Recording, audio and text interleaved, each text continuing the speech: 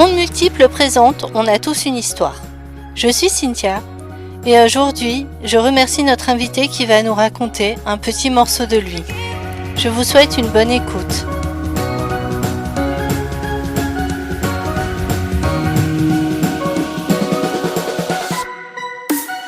Je m'appelle Mathilde, j'ai 33 ans et j'ai eu un accident de vélo à l'âge de 25 ans. C'était 3 jours après mon diplôme. J'étais partie en week-end avec mon copain dans sa famille. C'était la première fois que je rencontrais ses parents. C'était en Haute-Marne. On était parti faire un tour de vélo et organisé par le village local. Et je ne me souviens pas de tout. Je me souviens avoir fait quelques kilomètres, une quarantaine de kilomètres à vélo, à travers les plats paysages de la Haute-Marne. Et je me souviens me réveiller à l'hôpital. Entre les deux, blackout, je sais pas ce qui s'est passé, seulement ce qu'on m'en a raconté. J'étais, quand je me suis réveillée, avec mon caleçon de vélo et une chemise d'hôpital. Voilà. Et j'avais encore mes lentilles dans les yeux, ça me piquait les yeux. C'était mes premiers souvenirs de réveil. J'ai su plus tard que j'avais eu un accident de vélo, que je m'étais fait renverser par un camion. Et mon copain était devant moi, donc il n'a pas bien vu ce qui s'était passé. Donc pas de témoin direct. Et il y avait en fait une voiture qui nous suivait, qui a à peu près vu ce qui s'était passé, mais enfin, par l'arrière. Donc c'était assez flou. Le camion s'est pas arrêté.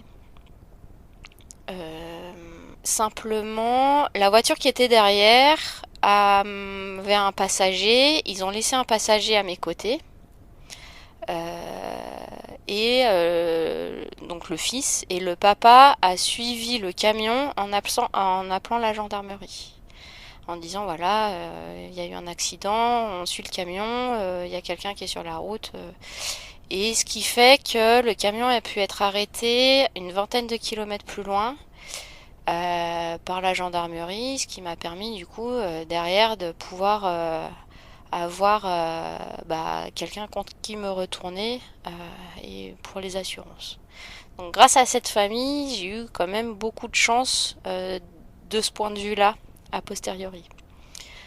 Donc les pompiers sont venus me chercher. J'ai été transportée sur Nancy. Au début, ils voulaient me transporter en hélicoptère, sauf que l'hélico était déjà pris. Donc ils m'ont transportée en ambulance. Enfin, c'est les pompiers qui m'ont du coup emmenée. Non pas à Nancy, mais à l'hôpital local. À l'hôpital local, ils m'ont passé des examens, vu que l'étendue des dégâts était trop important pour qu'ils me prennent en charge, du coup, m'ont envoyé à Nancy. Ça, je m'en souviens pas, c'est tout ce qu'on m'a raconté. La seule chose, il paraît que je disais, j'ai toujours apparemment été consciente, mais j'ai pas de souvenir, c'est que j'avais mal à l'épaule et j'avais envie de vomir. Bon, j'avais mal à l'épaule parce que j'avais une fracture de la clavicule. Il s'est avéré que ça c'était le presque moins grave. J'ai eu un trauma crânien avec fracture du crâne, avec multiples fractures aussi au niveau facial, au niveau tout l'arc zygomatique. Et plein de dermabrasions sur les genoux, sur les épaules. Voilà, ça c'était le côté accessoire. À l'hôpital à Nancy, du coup, ils m'ont refait des examens, moult. Moi, je me souviens, mes premiers souvenirs, donc c'était dans la chambre, dans un service de neurochir. Donc j'étais avec mon caleçon, comme je disais tout à l'heure, avec ma chemise d'hôpital, et vraiment, je me suis demandé ce que je faisais là. Et je me suis juste rendu compte que j'avais très mal à la tête et et que j'étais très fatiguée. Et en fait, mes premiers souvenirs de personnes qui sont venues me visiter, je les ai un jour ou deux plus tard. Ça, je sais plus. C'était mes parents. Enfin, je me souviens surtout de ma mère. Mes parents étaient pour le boulot sur Paris. Donc, ils avaient été appelés. Alors, ça avait été aussi un sketch, ça, pour les appeler. Parce que mon téléphone était off, il marchait plus.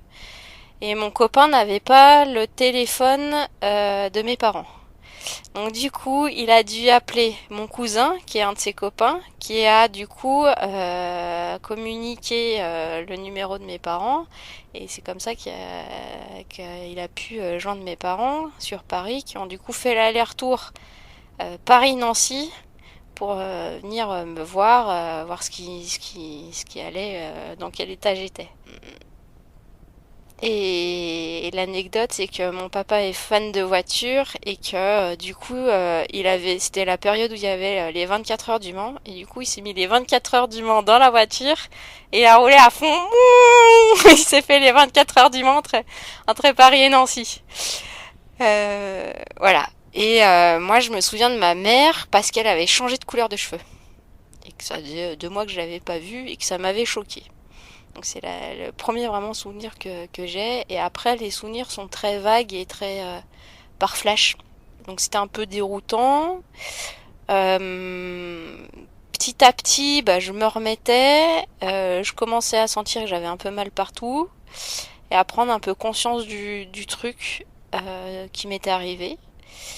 Ce qui m'a aidé, c'était... Je sais pas pourquoi, je sais pas qui m'avait laissé un petit carnet et un crayon. Et je me suis dit, bah tiens, je vais écrire ce qui m'arrive.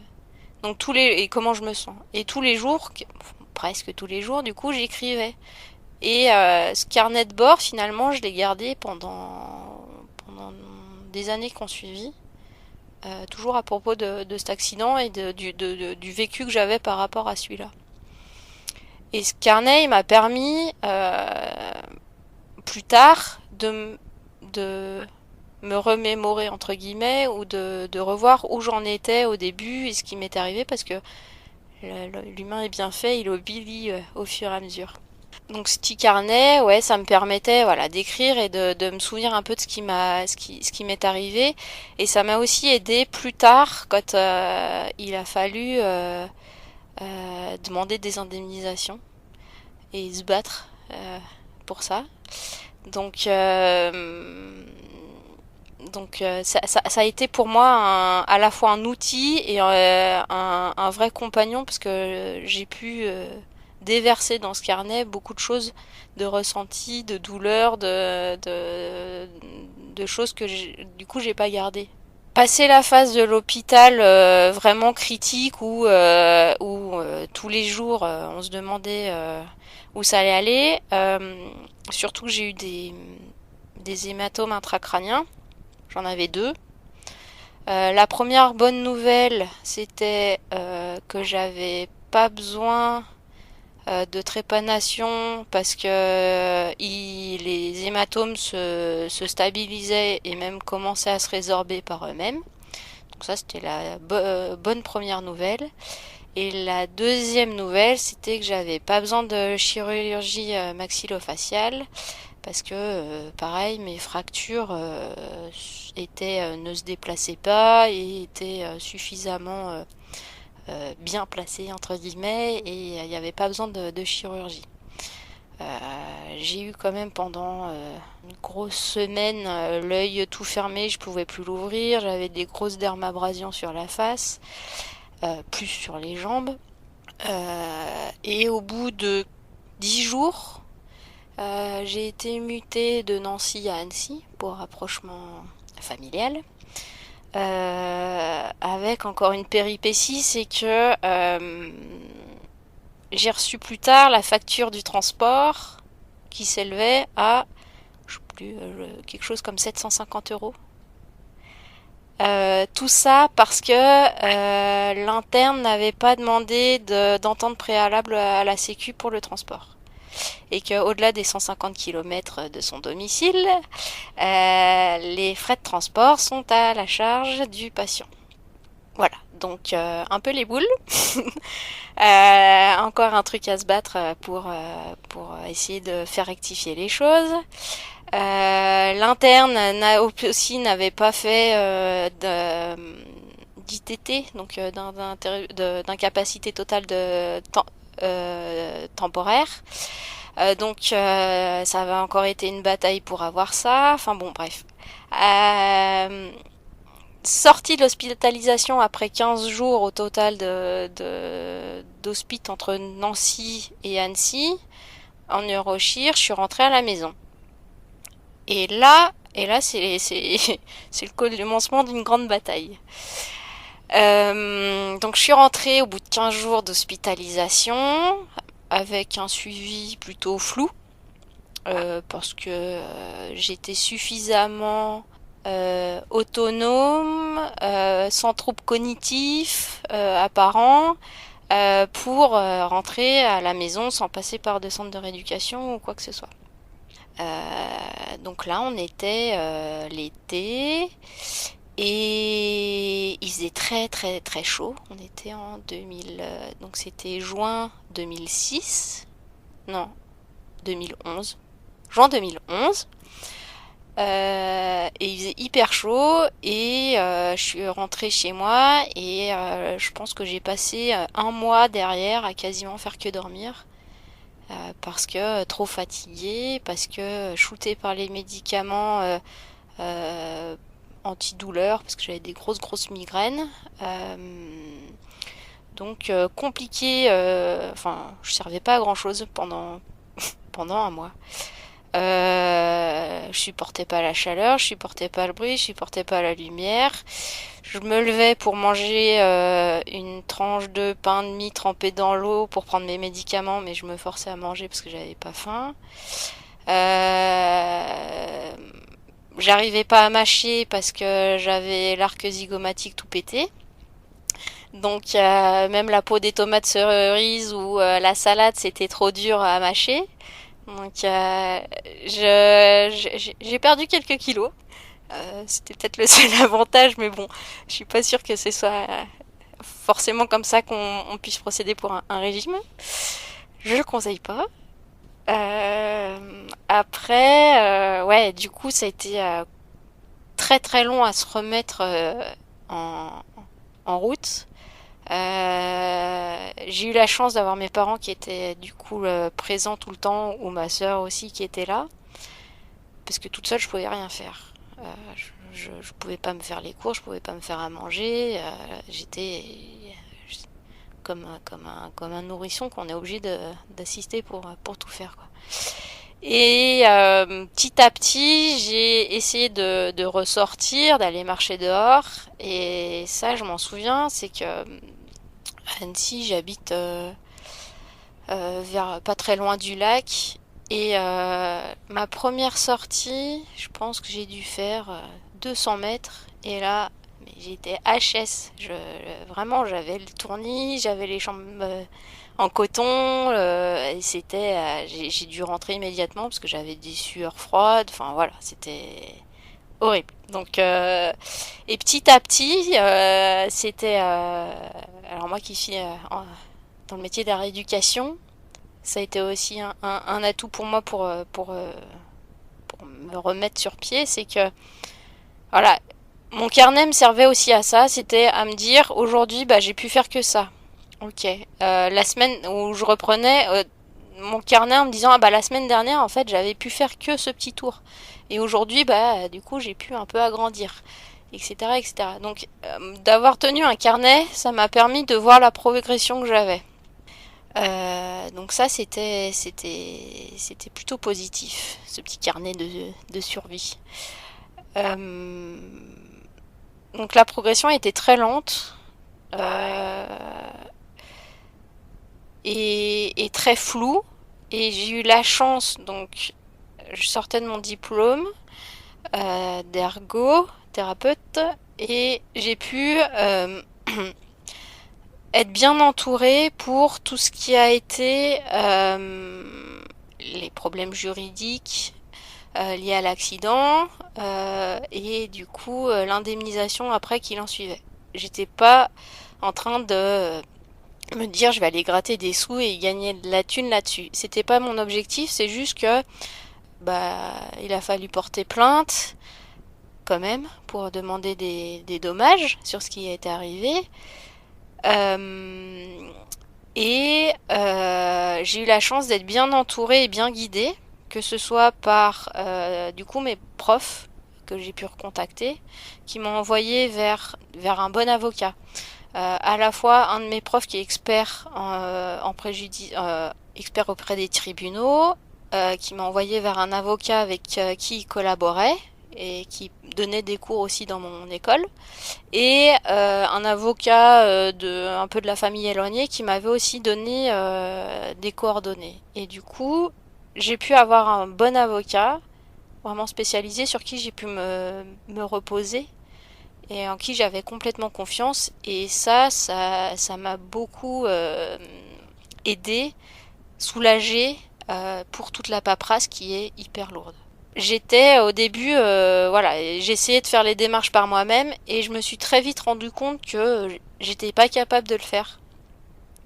D'appeler pour prendre un rendez-vous, tout me demandait un effort surhumain, de concentration, et je m'énervais très vite et j'arrivais pas à m'organiser et à faire à faire un courrier ou à faire un appel téléphonique. Et du coup, heureusement que j'ai eu un gros soutien de ma famille pour m'accompagner là-dedans, parce que c'est lourd, parce que ça dure longtemps, parce que j'avais pas l'énergie pour faire ça. Donc, en plus de me battre physiquement pour me réparer, parce que j'allais chez le kiné après 2 fois, 3 fois par semaine, il fallait que je me batte aussi pour ce dossier d'indemnisation, etc. Et j'ai eu la chance d'avoir ce monsieur qui avait poursuivi le camion pour avoir le nom d'une personne qui ne me retournait finalement. Donc en plus de ma rééducation qui a été longue et fastidieuse parce que quand on reste immobilisé des jours, il y a une grosse fonte musculaire qui se fait. J'avais énormément perdu, j'ai dû réapprendre à avoir une bonne posture, à avoir un peu d'endurance, et parce que l'hématome cérébral, même s'il était il était présent, mais du coup il était entre guillemets bien placé, c'est qu'ils n'ont pas lésé, parce qu'il y en avait 2, ils n'ont pas lésé de zones importantes, mais ça entraîne une fatigue hyper importante. À tel point que je dormais 10 heures parfois par jour, en plus de mes 10 heures par nuit. Donc ça ne laissait pas beaucoup le temps de faire des activités la journée. Ça m'a beaucoup coupé de mon entourage, parce que j'étais tellement fatiguée que je pouvais pas faire grand chose, avec des gros maux de tête, avec une fatigue importante. Donc je côtoyais au début plus que mes parents, ma sœur et mon copain de l'époque. J'avais un rythme avant très sportif, très actif, et là je suis passée de tout à rien. Ça a été très compliqué pour mon copain de l'époque parce que du coup on n'avait plus du tout le même rythme. Lui était resté hyper actif, sportif, et moi je pouvais plus du tout suivre.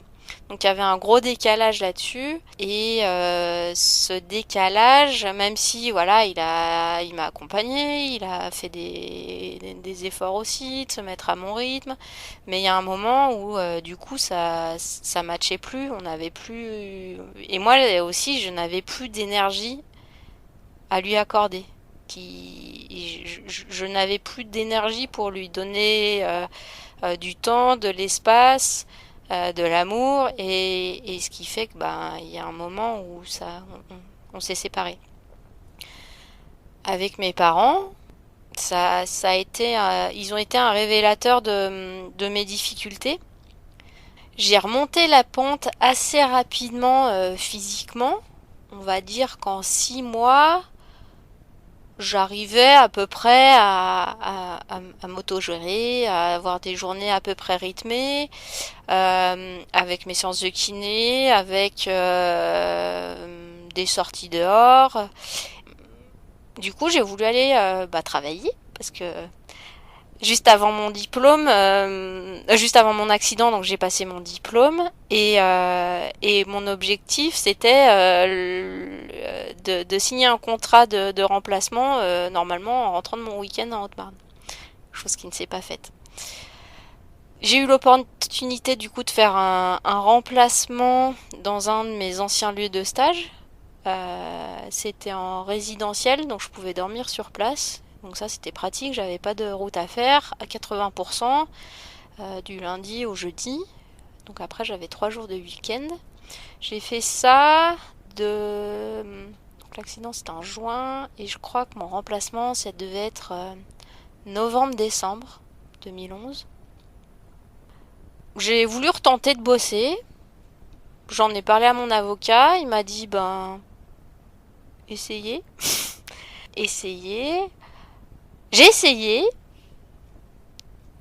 et ça a été un peu un électrochoc pour moi et pour mon entourage parce que en fait je passais tellement d'énergie au boulot, ça me bouffait que du coup je rentrais à 5 heures et j'allais dormir.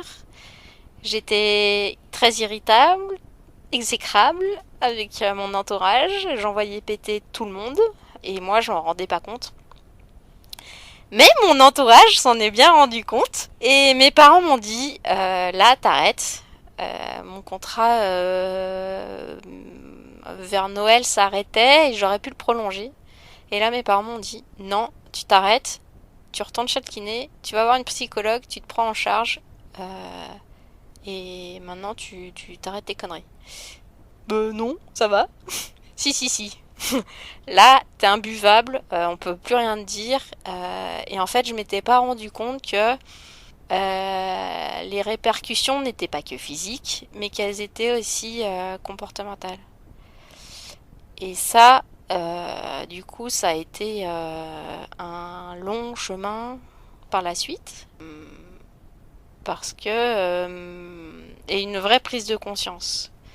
Les 6 premiers mois, voilà, j'ai récupéré bien physiquement, j'ai pu refaire des choses, reprendre le boulot, pump it up, tout va bien. Finalement, cet accident, bah ouais, c'est pas grand chose. C'est ouais, c'est un accident quoi, c'est pas grave. Et là, en fait, d'avoir travaillé, pris conscience qu'en fait, non, c'était pas normal, il s'était bien passé quelque chose. Et c'est à ce moment-là où j'ai vraiment pris conscience des conséquences de l'accident et que c'était pas anodin, quoi. Donc, ouais, grosse remise en question, retourner chez le kiné, pour de vrai, retourner, enfin non, aller tout court chez une psychologue et un long travail de reconstruction finalement. Après la phase de bisounours, c'est le travail de reconstruction qui se met en route. De mes profs, après ça m'avait fait réfléchir sur une phrase que m'avait dite une de mes profs que j'ai recontactée à l'école, qui m'avait dit ayez un emploi du temps structuré pour commencer à reprendre des activités petit à petit. Pas forcément un travail, voilà, pas forcément une activité professionnelle où il y a des enjeux derrière, où on attend des choses de vous. Simplement au niveau bénévole ou voilà, ou simplement d'aller marcher ou avec des amis ou voilà, quelque chose où il n'y a pas d'enjeu. Et je comprenais pas. Et aujourd'hui, je comprends bien mieux que c'est d'abord d'essayer d'avoir en effet un emploi du temps structuré avec des activités plaisir, avec des activités voilà, bénévoles et pas forcément avoir une activité professionnelle qui là demande beaucoup plus de ressources. c'est bien, ça m'a montré qu'il fallait que je me prenne en main et qu'il fallait, voilà, c'était pas anodin ce qui m'était arrivé. Ça a été un gros déclencheur, en effet, de prendre soin de moi. Ce qui m'a fait le plus de bien, c'était d'aller voir la psychologue, parce que, voilà, au niveau comportemental, c'était assez rude. Ça m'a permis de prendre conscience que, en effet, j'avais des réactions très exacerbées envers les autres, que je me mettais très vite en colère, que j'envoyais péter tout le monde, et aussi que j'avais des grosses crises d'angoisse et de panique. Pas par rapport au vélo, parce que je suis remontée sur un vélo rapidement et que ça allait. J'ai pas de souvenir de l'accident en lui-même, donc du coup j'ai pas de souvenir traumatique de l'accident, de ce qui s'est passé. J'ai jamais fait de cauchemar de ça. Donc ça m'a jamais posé de soucis. C'était plutôt, voilà, des émotions et des réactions vraiment exacerbées et qu'il fallait que j'arrive à recanaliser pour avoir des rapports sociaux plus normaux. Ça a pris du temps, beaucoup de temps.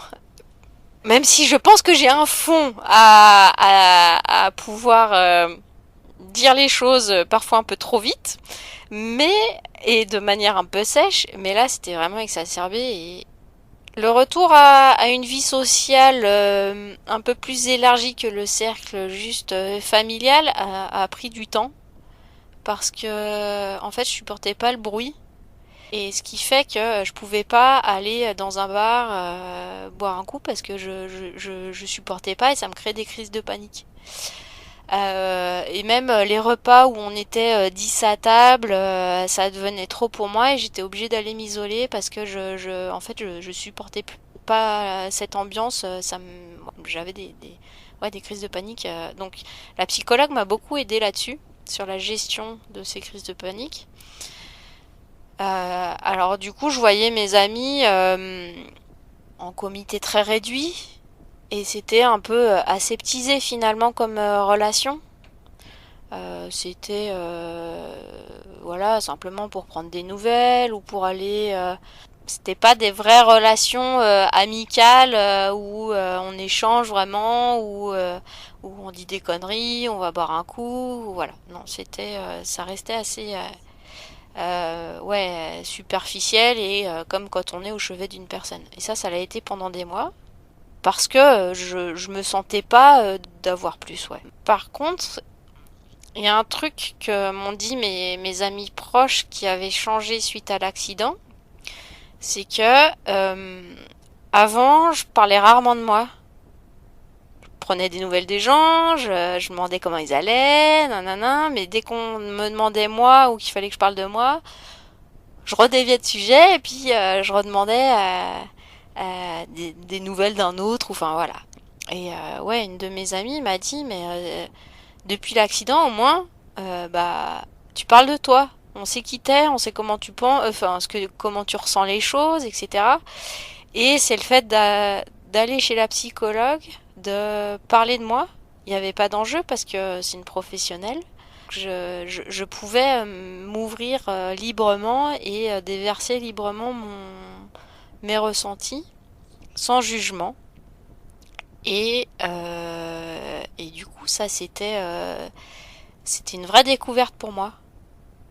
Parce que je m'interdisais de le faire. Par peur d'ennuyer ou par peur de pas. Enfin, que ce que je dise n'avait pas d'utilité ou d'intérêt pour l'autre. C'était certainement ma façon de voir les choses avant. Et finalement, cet accident m'a permis ça, de découvrir que bon, on pouvait parler de soi, je pouvais parler de moi librement et que c'était enrichissant pour la relation aussi avec les autres. En fait, il y a plein de trucs en plus que j'ai découvert, bien que le point de départ soit tragique. Où le journal local a quand même dit que je m'étais fait rouler dessus par un camion qui était un semi-remorque. Donc pas petit camion, hein, gros camion. Donc ce qui n'était pas vrai, je me suis pas fait roulé dessus par un camion. On n'a jamais vraiment su ce qui s'était passé, mais bon, peu importe. En tout cas, ce qui en découle, c'est plein de nouvelles expériences qui ont été dures, qui ont été vraiment des épreuves, mais qui m'ont enrichi. Toute la démarche du tribunal, ça a été long, ça a été dur, ça a été un chemin de croix parce que ça a duré 4 ans, 5 ans de démarche. En fait, tant que c'est pas clôturé, ce lien avec la procédure, c'est un boulet qu'on se traîne et qui ramène à cet état de victime, à cet état d'handicap, à cet état de tragique, voilà, sur l'accident. Et c'est... Mon avocat m'a toujours dit, faites votre vie normalement, sans la procédure. Moi, je suis là pour vous soulager, pour m'occuper de la procédure. Vous vivez votre vie comme s'il y avait rien, quoi, comme s'il n'y avait pas de procédure, etc. Oui, mais non. Oui, je suis de tempérament en plus à pas me laisser abattre et essayer d'avancer et d'être positive. J'ai jamais été en colère contre le mec. Voilà, j'ai toujours essayé de me battre et de faire au mieux de ce que je pouvais, même si parfois un peu envie de baisser les bras, mais vivre normalement, mais avec quand même ces démarches d'expertise, de contre-expertise, où on fait passer des tests, des bilans, voir vos capacités, vos incapacités. Et ouais, ça ramène toujours, il y a toujours tous les mois, toutes les semaines, un papier ou un rebondissement qui fait que on vous remet la tête dedans. Bon. Et malgré tout, voilà, j'ai essayé de revivre normalement, en refaisant du vélo, en reprenant le ski. Mon père, fan de voiture, m'a ramené, voilà, partager sa passion de la voiture. Et finalement, il y a certaines choses que j'ai refaites qui m'ont porté préjudice par la suite parce que ils ont trouvé des preuves auxquelles je les ai pas cachées, comme quoi j'avais plus d'aptitude que ce que je ne prétendais.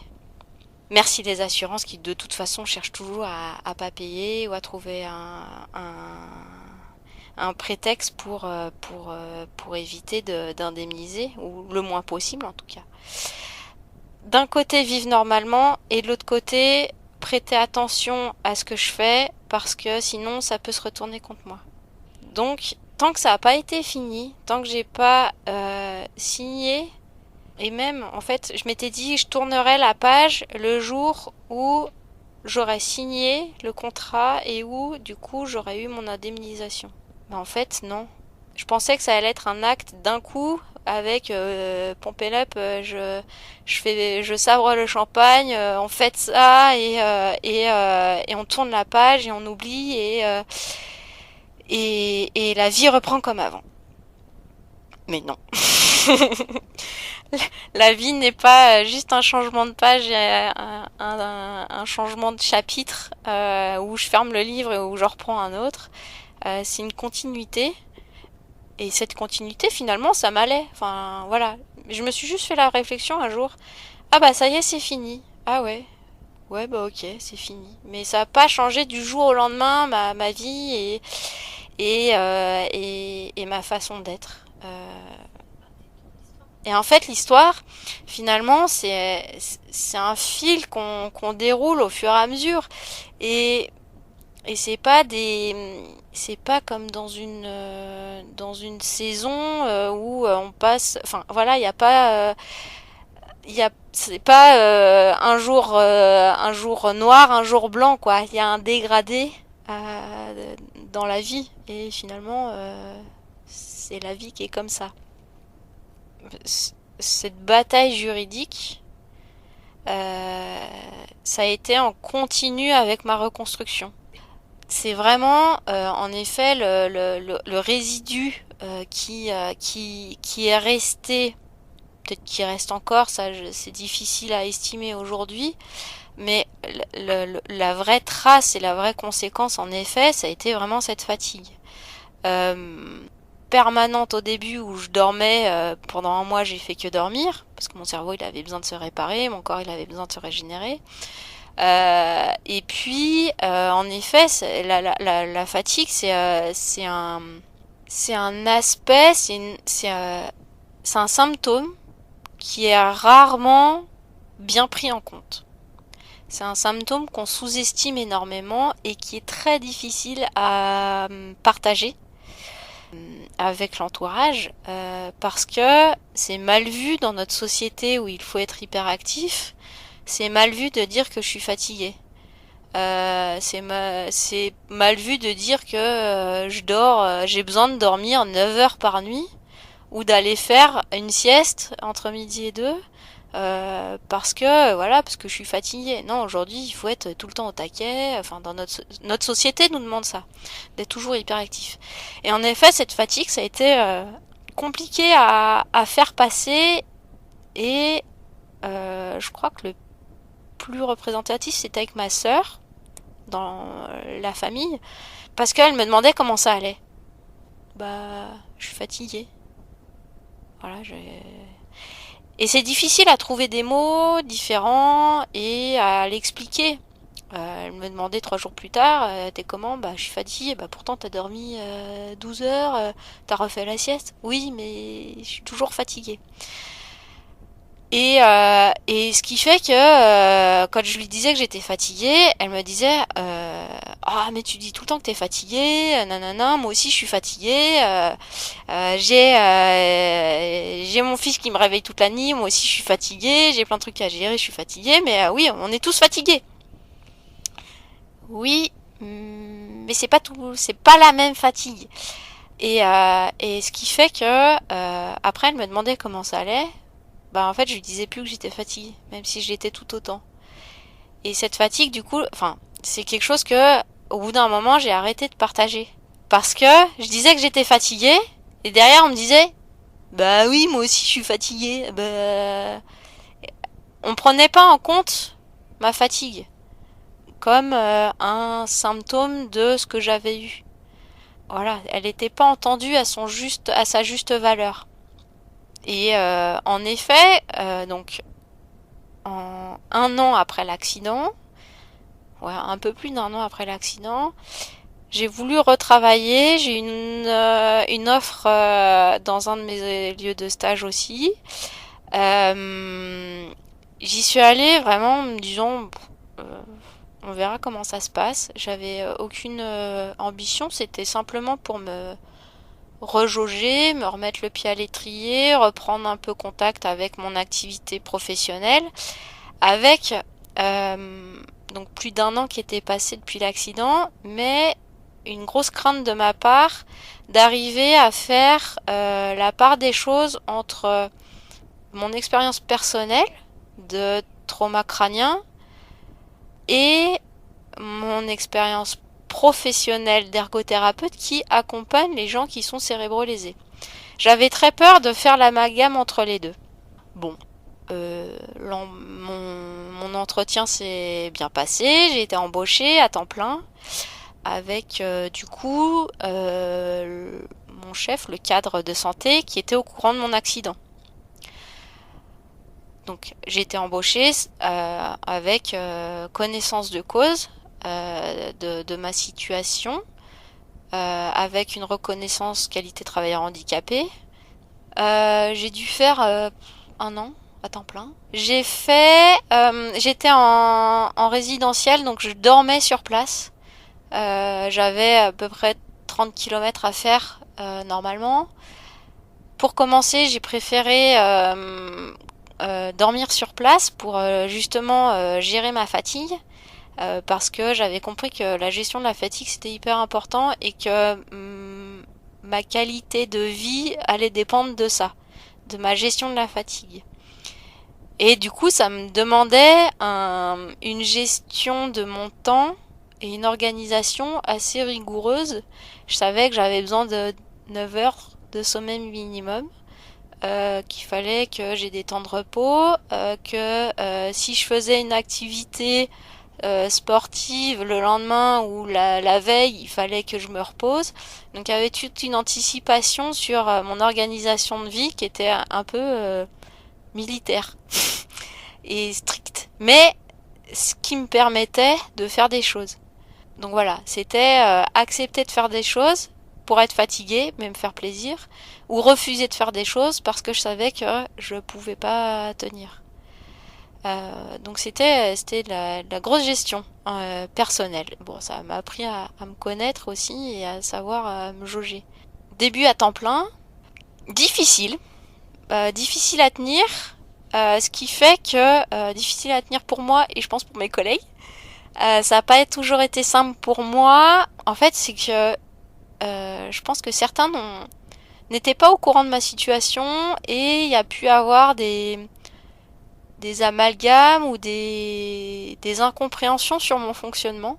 Mais les personnes qui pouvaient avoir des a priori sont jamais venues me poser des questions.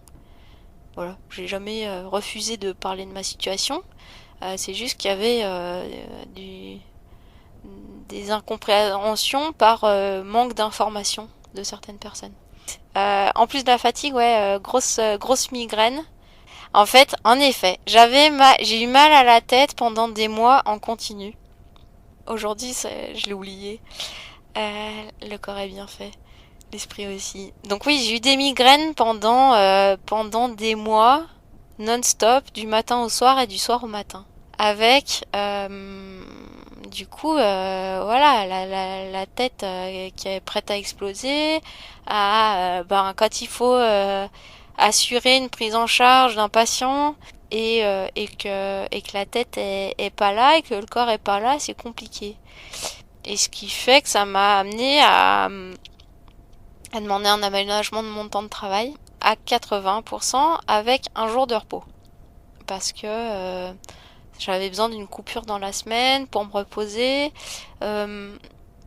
J'ai eu la chance d'avoir une hiérarchie qui m'a toujours écouté et qui m'a permis d'avoir ces aménagements et de tester quel mode de fonctionnement était le meilleur pour moi, sans que ça gêne le service, bien évidemment.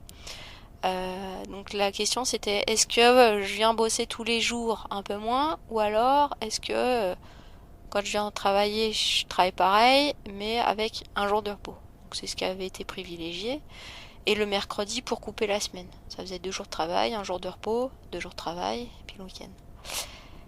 Donc ça a encore créé une incompréhension par certains collègues. Pourquoi elle a le droit à un aménagement à 80% alors que moi j'y ai pas droit. Pour raison médicale.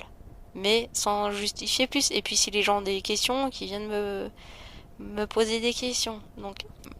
Donc oui, la fatigue, elle a des répercussions aussi au niveau de cet entourage-là professionnel, parce que la fatigue engendre des migraines, la fatigue engendre un état un petit peu irritable aussi, ce qui fait que plus je suis fatiguée, plus j'ai mal à la tête et plus j'envoie péter les gens parce que j'ai de moins en moins de filtres. Mais ça, je pense que c'est propre aussi à tout un chacun. Quand on est fatigué, on est un peu moins patient avec les personnes qui peuvent nous agresser un petit peu.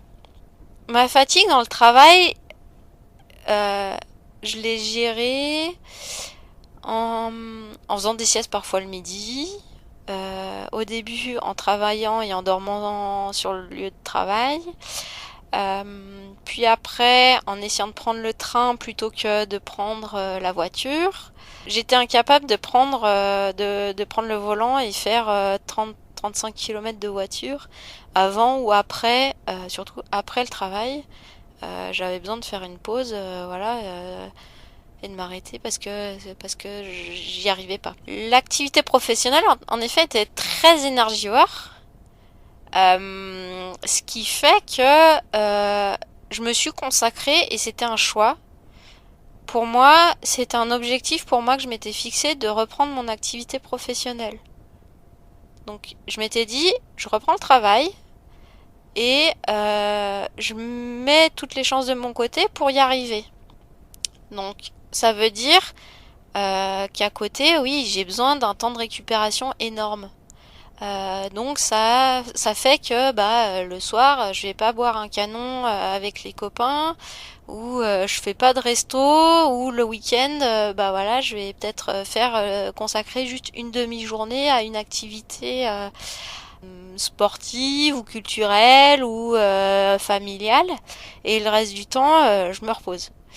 Donc ouais, c'était une grosse logistique, une grosse gestion de mon temps pour arriver à avoir un équilibre. C'était mon choix.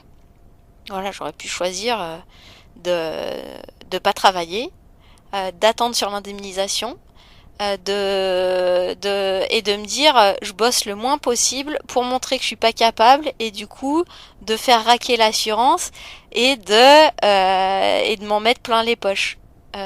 C'est pas ma manière de voir les choses.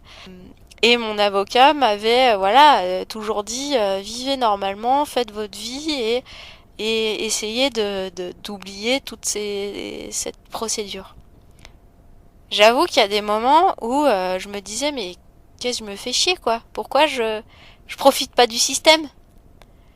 Je gagne quoi à travailler, à m'épuiser, à souffrir, alors que je pourrais être chez moi à me reposer ou aller me balader ou à être à vivre au crochet de l'assurance adverse qui me verse des avances et des provisions. C'était pas mon choix de vie.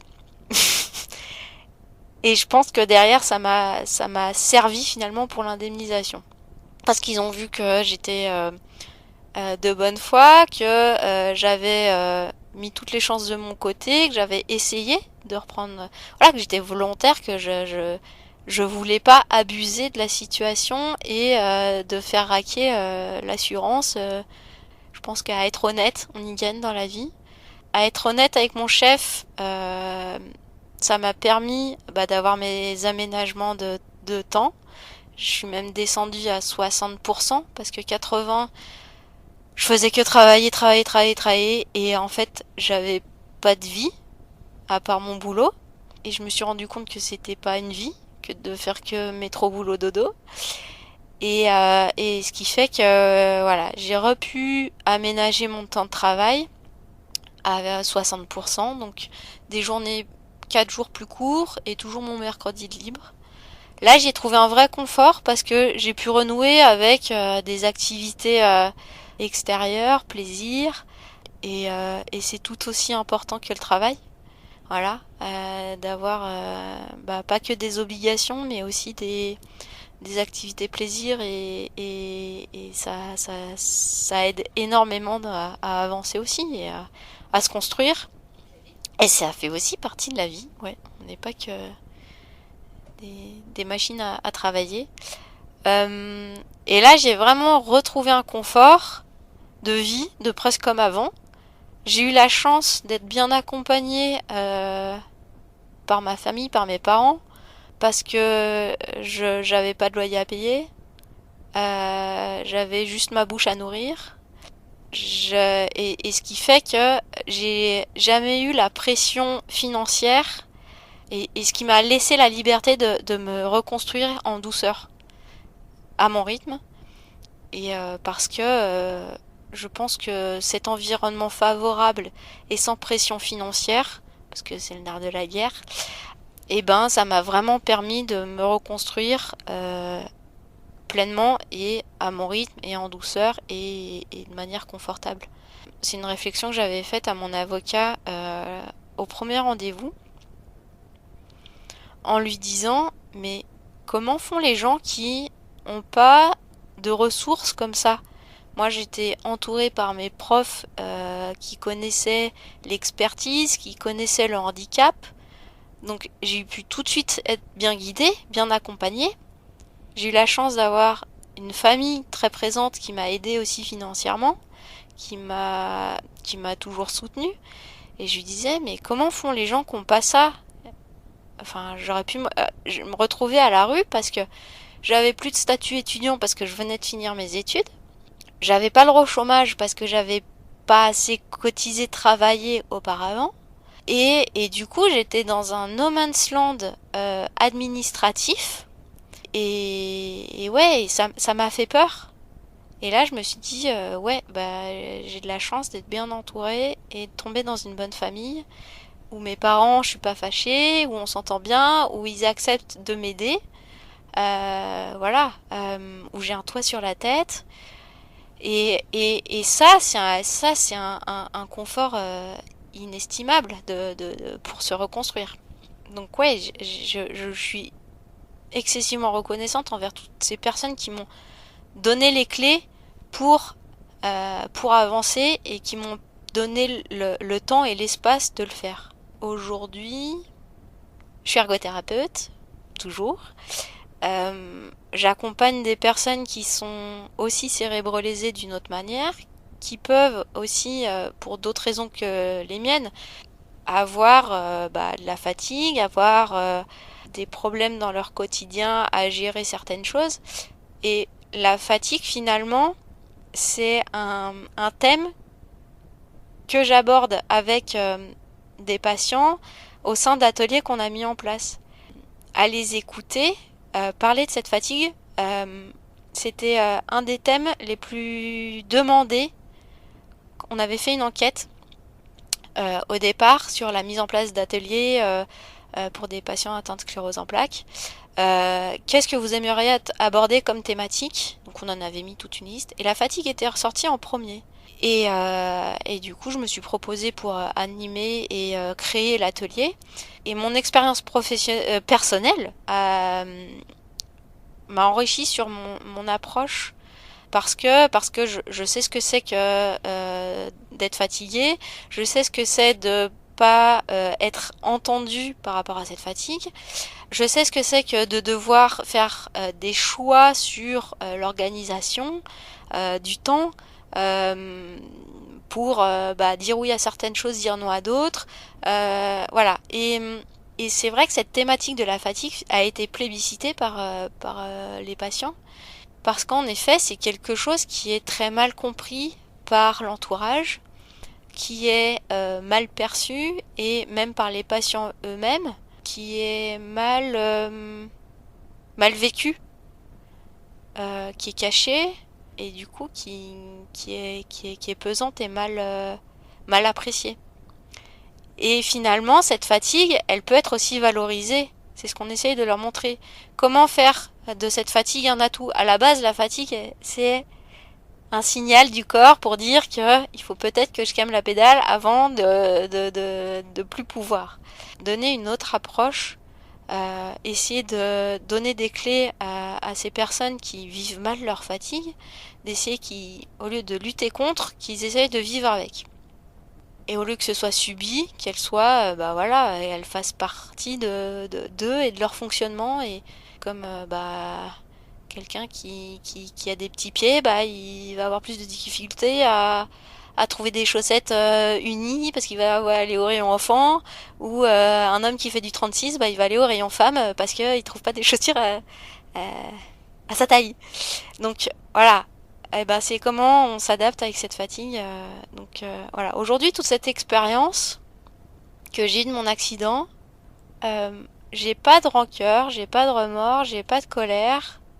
J'en ai eu momentanément, je pense, au fil de ma démarche de reconstruction. Il y a un moment où on est obligé d'être en colère. Et c'est normal. Après, je pense que j'étais en colère surtout contre la lourdeur et dans les démarches administratives et qu'on essayait de me remettre la tête sous l'eau alors que moi j'essayais de respirer quoi. Et c'est ça, il y a un moment on a envie d'abandonner. Mais non. Et aujourd'hui cet accident pour moi ça a été un déclencheur d'un autre moi. J'avais un mode de fonctionnement jusqu'à cet accident, très hyperactive, très à faire plein d'activités, à pas penser à moi. Et là, j'ai été obligée de revenir à moi, à penser à moi, à prendre soin de moi, pas de manière égoïste, hein, mais simplement arrêter de subir et de faire comme les autres, mais de faire comme moi j'ai envie de faire. Me remettre au centre, me reconnecter à moi en fait et m'écouter moi et voilà, c'est parti d'un processus. J'ai pris une bonne claque, bam, remise à zéro, on reprend les choses, on remet les choses à plat. Et l'approche psychologique, voilà, ça a été un déclencheur pour moi d'aller voir la psychologue pour une raison justifiée. Peut-être que j'aurais pu prendre les choses en main moi-même peut-être avant, essayer parce que je voyais bien j'avais un mode de fonctionnement qui était pas forcément toujours au clair et que voilà, j'avais des choses à l'esprit qui je percevais un décalage. Ça a été un déclenchement d'une prise de conscience et pour moi, c'était un accélérateur de retour à soi et on parle beaucoup de développement personnel en ce moment. Je sais pas si c'est l'expression la plus adaptée, mais parce qu'il y a un côté un peu trop marketing aujourd'hui là-dessus. Mais c'est simplement, pour moi, je pense que la société aussi aujourd'hui fait que on s'oublie et on essaie de se mouler à la société, alors que chacun a ses particularités, son mode de fonctionnement, et que cet accident, il m'a permis de me détacher de ça, de ce moule dans lequel je voulais essayer de rentrer par facilité sociale, voilà, faire un peu comme tout le monde. Et finalement, ce comme tout le monde, ce mode de fonctionnement de comme tout le monde, c'était pas moi. Et j'ai pu me reconnecter à moi beaucoup plus vite. Je pense que j'ai gagné énormément de temps. J'ai pu avancer sur moi-même, qui je suis vraiment au fond, d'avoir plus grande ouverture sur plein de choses, un autre rapport aux gens, une tolérance beaucoup plus importante, et de laisser le temps aux gens en fait aussi, parce que la société en général va trop vite, je trouve, et de donner un espace d'écoute et de liberté d'expression ou de non-expression, un espace d'accueil. Voilà, j'ai par développement personnel, par formation faite par la suite, je me suis rendu compte de l'importance de donner un espace d'écoute à la personne qui est en face, et pas juste d'écouter avec les oreilles, d'écouter vraiment ce que la personne dit et est, et sans juger, sans préjugés, et de lui donner accès à ça, et que voilà, un droit d'expression ou de non-expression, et que on a tous le droit d'être différents, et que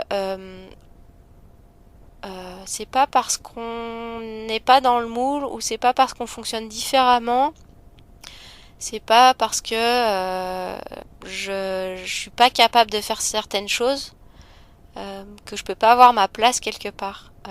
Mon métier et mon expérience me font dire que c'est surtout de redonner l'idée que je fais avec ce que j'ai aujourd'hui.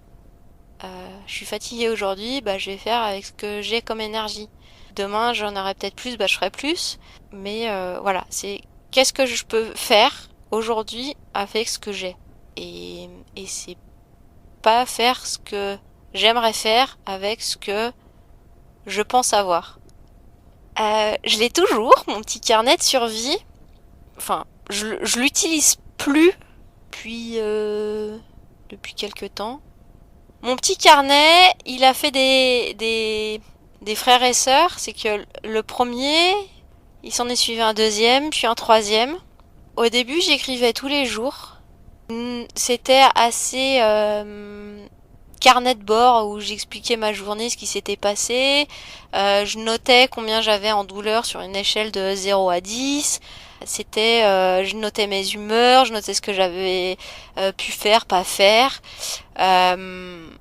Et puis après, ça s'est transformé en sensation, en réflexion personnelle, en état d'âme, en défouloir de choses que je pouvais pas dire ou de choses ouais, au lieu d'attendre d'avoir mon rendez-vous chez la psychologue, du coup j'écrivais.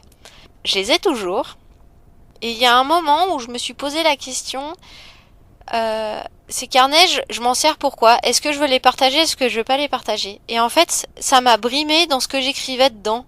Parce que je me suis dit, ah non, en fait, si je les fais lire, ça, je veux pas que ce soit lu. Et ce qui fait que j'écrivais sur des feuilles à côté. Et certaines feuilles, je les ai collées dans mon carnet. D'autres, je les ai mises à la poubelle.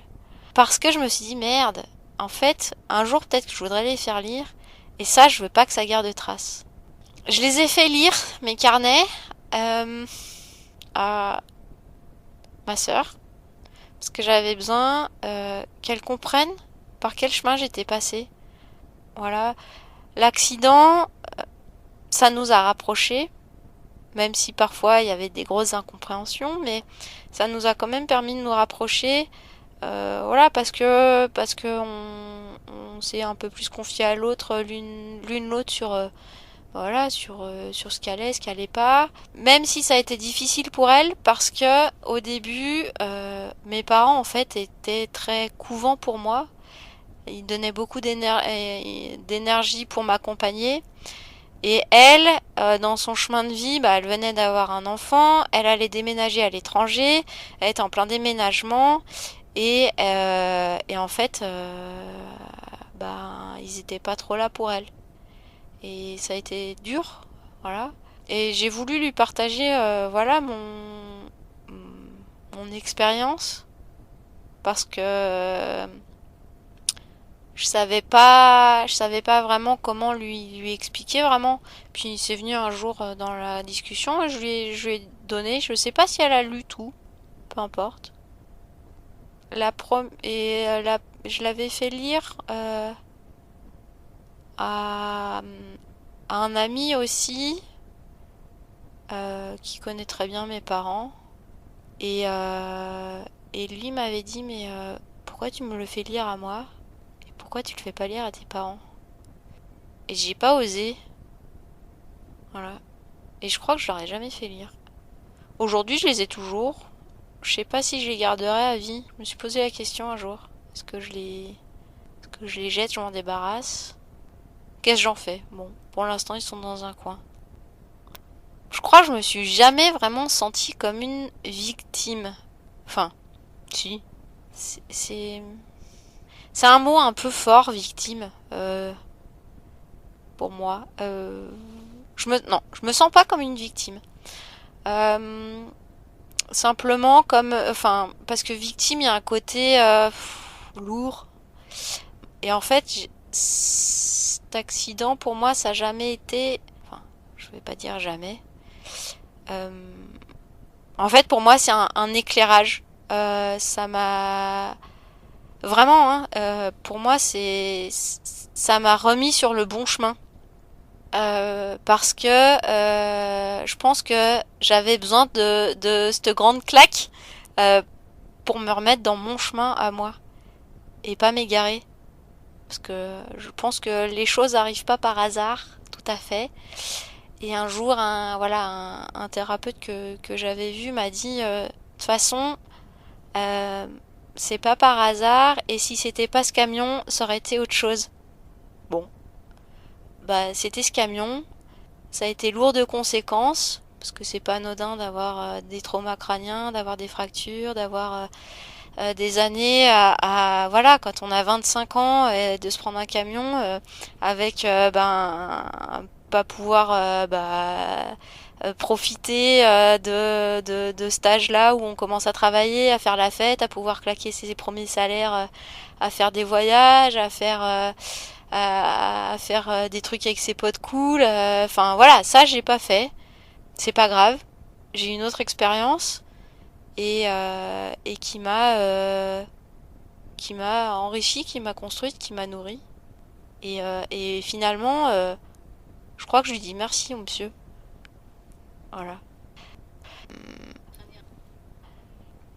Avec cette histoire, c'est ma reconnaissance de travailleur handicapé que je continue à faire tous les 5 ans pour garder mon statut de cotorep. Voilà.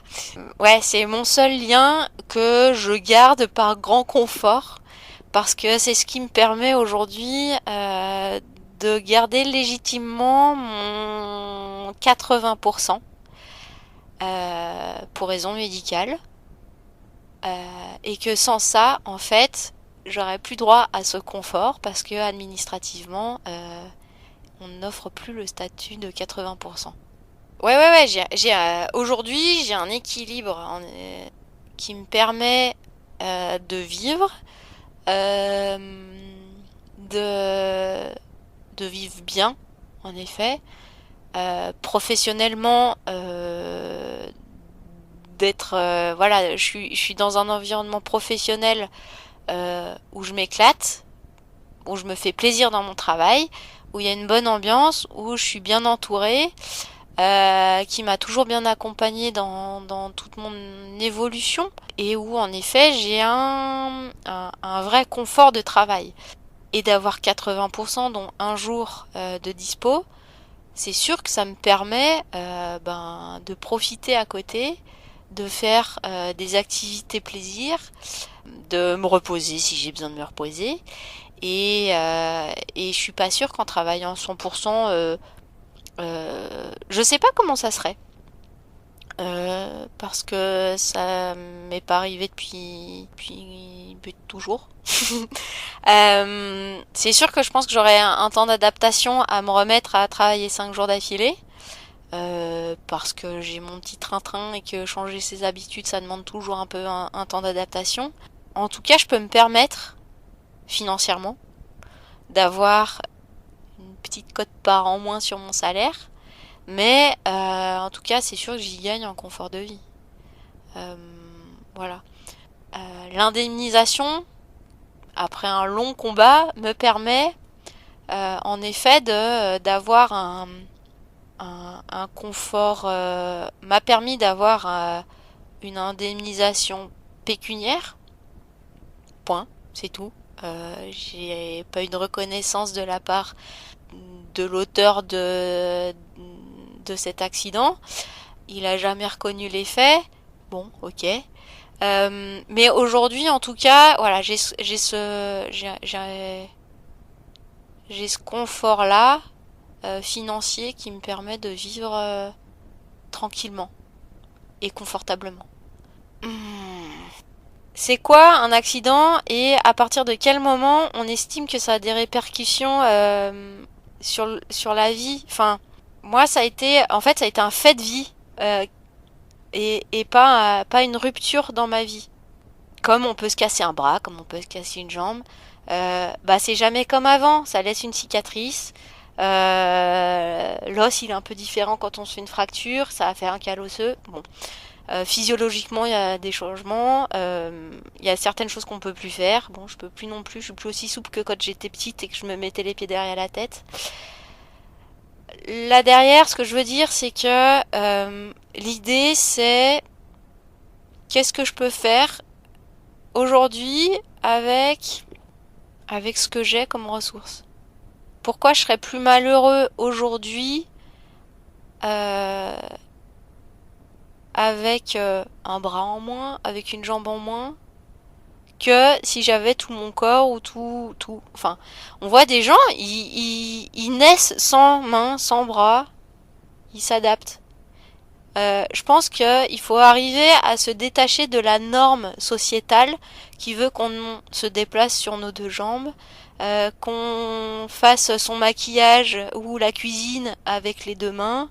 Voilà, aujourd'hui on a des exemples de personnes qui se déplacent en fauteuil ou qui sont cul-de-jack, qui font du skateboard, qui arrivent à se coiffer, à conduire sans les mains qu'avec les pieds. Enfin, voilà, l'être humain est plein de ressources et c'est ça qui est chouette, c'est que l'être humain est plein de ressources et sait s'adapter et on trouvera toujours en soi les ressources qui nous permettent d'arriver à nos fins. Et ça, c'est génial. L'être humain, il est quand même formidable pour ça. C'est que on a cette capacité d'imagination, d'invention pour trouver un moyen de faire les choses de manière non conventionnelle. Voilà. Faut oser sortir des conventions et arriver à trouver en soi la manière qui me convient. Pas qui convient au plus grand nombre, mais qui me convient à moi. On est petit, on est grand, on va pas avoir les mêmes problématiques. On a des jambes, on n'a pas de jambes, on va pas avoir la même problématique. Voilà, c'est qu'est-ce qui me permet avec mes ressources de vivre à ma manière, ce que j'ai envie de vivre. Merci d'avoir écouté ce podcast. Il était présenté par Cynthia. La réalisation était faite par Cynthia, la musique était de Jorm et les dessins étaient de Jasper. Si vous voulez participer, vous pouvez me contacter par mail à podcastonmultiple@gmail.com. Tous les liens sont dans la barre d'infos.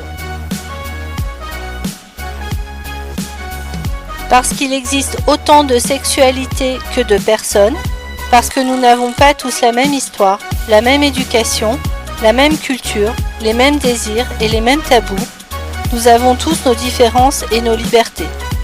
À travers les portraits intimes de ces témoignages, le but est de délivrer une expérience et non pas la vérité. Les propos de nos invités n'engagent qu'eux.